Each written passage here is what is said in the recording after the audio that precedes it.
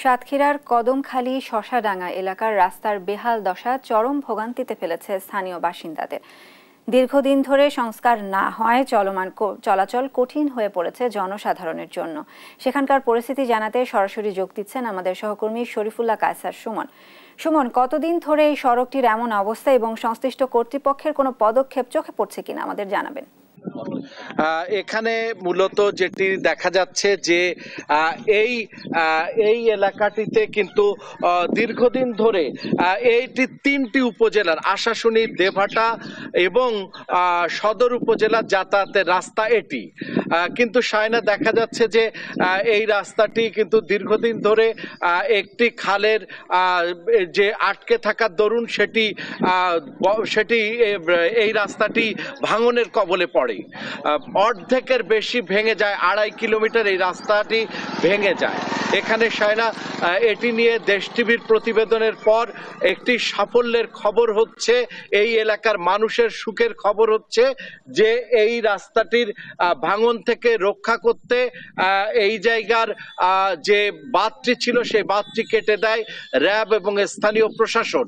এর পরবর্তীতে এখানে মানুষের দাবি যে পূর্ণাঙ্গ ভাঙনের কবল থেকে এই রাস্তাকে রক্ষা করা হোক, না হলে এই রাস্তা পূর্ণাঙ্গ ভাঙনের কবলে পড়বে এবং দেশের অনেক অর্থনৈতিক ক্ষয়ক্ষতি হবে। সে কারণে এই মুহূর্তে জরুরি হচ্ছে যে এই রাস্তাটি দ্রুত এলজিইডি যেন সংস্কার করে, এই দাবিটি তারা তুলছে। আমি এখানে দুইজন নাগরিক নেতৃবৃন্দ আছে, আমি তাদের সাথে কথা বলছি। কি অবস্থা? আমাদের এই রাস্তা দিয়ে প্রতিদিন হাজার হাজার গাড়ি চলাচল করে। এখন রাস্তা ভাঙনের ফলে আমাদের যাতায়াতের এবং ব্যবসা বাণিজ্য সবকিছু প্রচণ্ডভাবে ক্ষতিগ্রস্ত হচ্ছে। এখন এই রাস্তা দ্রুত মেরামত না করা হলে অনেক ক্ষয়ক্ষতি হবে এবং এই রাস্তা যেভাবে ভেঙেছে সাধারণ পথচারী মানুষও চলাচল করতে পারছে না। তাই আমরা জোর দাবি জানাচ্ছি যে রাস্তাটা খুবই দ্রুত সংস্কার করা হোক। সায়না, আমরা দেখতে পাচ্ছি যে এখানে হাজার হাজার মানুষ, এই গ্রামের মানুষ যারা বাঁচতে চায়, যারা এই ভাঙনের কবল থেকে রক্ষা পেতে চায়, যোগাযোগ রক্ষা করতে চায় এবং একই সাথে এই বাঁধ ভাঙনের হাত থেকে রক্ষা পেতে চায়, সেই সব মানুষরা, শত শত মানুষ কিন্তু এখন মানববন্ধনে দাঁড়িয়েছে।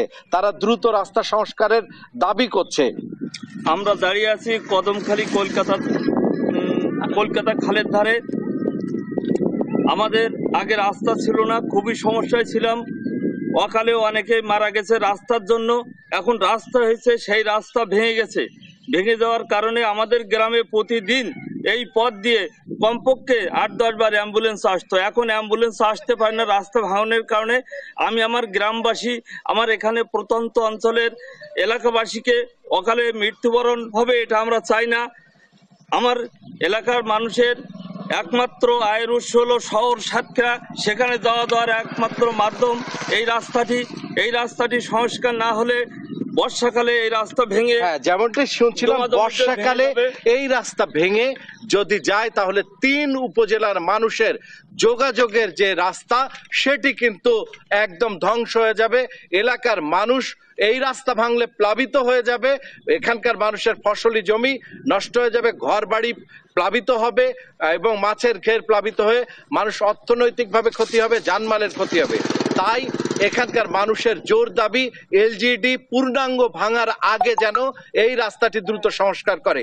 এই ছিল এই যে কদমখালী এবং শশাডাঙ্গার রাস্তার যে দুরবস্থা, তার যে চিত্র, সেটার সর্বশেষ। সায়না, ধন্যবাদ সুমন। কদমখালী এবং শশাডাঙ্গা এলাকার সড়ক পরিস্থিতির বিস্তারিত নিয়ে জানাচ্ছিলেন আমাদের সহকর্মী সুমন।